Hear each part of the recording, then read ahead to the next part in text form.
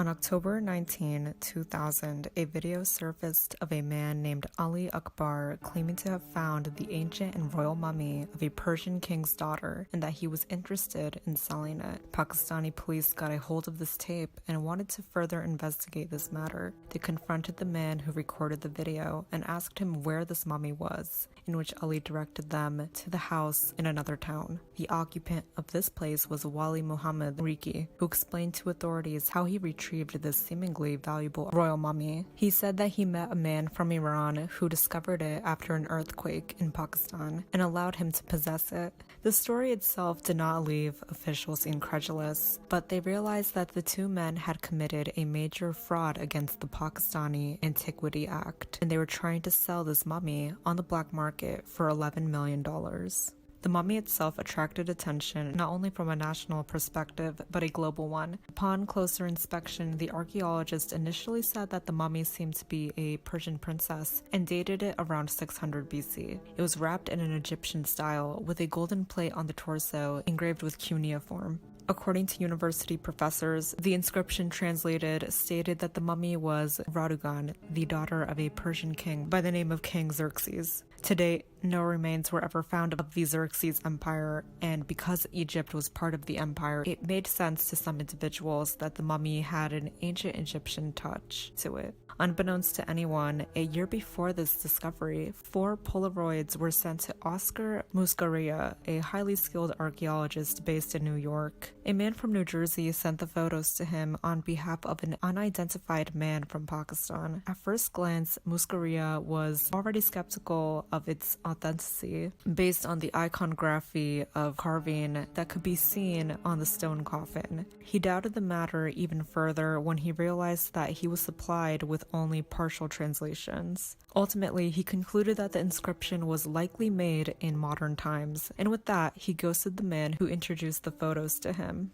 Little did he know those photos were the exact same mummy that made headlines. While Muscaria decided to not even bother with the case anymore, an entire battle spurred on the other side of the world on who was going to claim this seemingly ancient mummy. Iran said that because it was a Persian princess, it should be given back to them. Pakistan, on the other hand, argued that because the mummy was found in its town, Quetta, they should be able to claim it. Even the Taliban spoke up, claiming that they should now possess it because the alleged smugglers actually found the mummy on the Afghan border. Alongside this, an archaeological debate arose when a thorough investigation was launched by Asma Ibrahim from the National Museum of Pakistan. What they discovered was quite shocking, and doubts about this being an actual mummy came in full force. Firstly, they found lead pencil marks that were used to help with the carvings. This was red flag number 1. Then, using a CT, they found that all the major organs such as the heart, brain, and lungs were removed prior to embalming.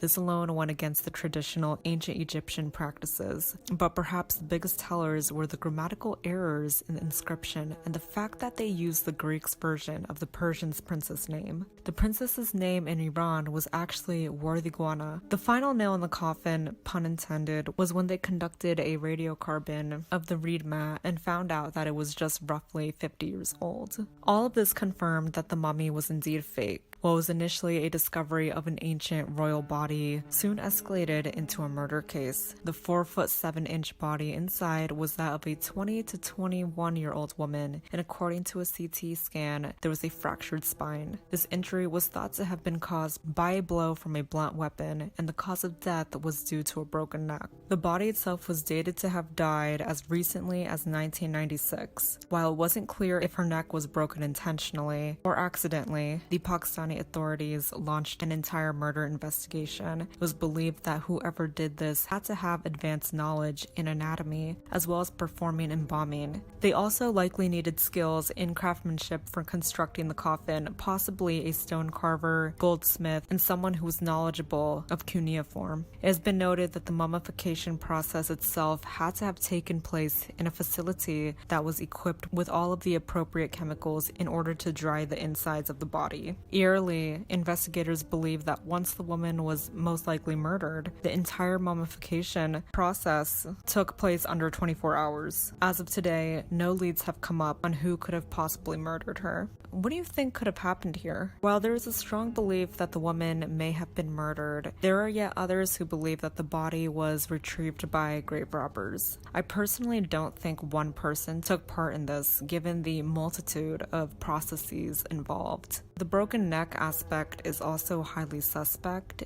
and that alone screams foul play in my eyes. I'm not sure why the man in the video and his associate were not investigated further with this case, because the fact that they were in possession of this body alone is highly suspicious. I also want to know more about the man from New Jersey who contacted the archaeologist a year prior to this whole discovery. I mean, he had to have been associated with the unidentified dealer from Pakistan in some way or another, or how else would he have access to the mummy? But also, given that technology and computers existed during this time, it is also likely that innocent people came across the video and just also thought it was a real mummy. Taking this into consideration, I believe that the people with the closest information have to be the two who were incarcerated because they had full access to the mummy. And since there were likely more people involved in this case, I wonder who else those two individuals were connected with. Let me know what you guys think in the comments section below. I look forward to reading your thoughts and opinions on this. Furthermore, I'm present on social media,